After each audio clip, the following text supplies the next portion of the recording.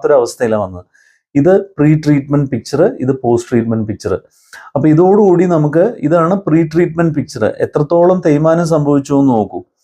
ഇത് post treatment, നമ്മൾ crowns എല്ലാം ചെയ്ത് കഴിഞ്ഞപ്പോൾ.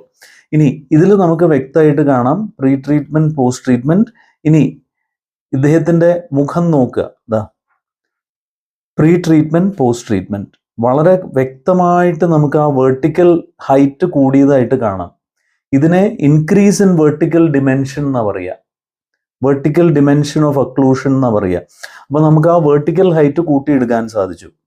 ഇത് ഇതേപോലെ 48 വയസ്സുള്ള ഒരാള് വളരെ മോശപ്പെട്ട അവസ്ഥയിൽ വന്നു. പല്ലുകളൊന്നും തീരെ ഉണ്ടായിരുന്നില്ല വായില്, ഇതാ പല്ലുകൾ തീരെ ഉണ്ടായിരുന്നില്ല. നമ്മള് വെർട്ടിക്കൽ ഡിമെൻഷൻ കൂട്ടി, ആള് നല്ല ചെറുപ്പമായി, മിടുക്കനായി. ഇതാ pre treatment and post treatment, pre treatment and post treatment. ഇതാ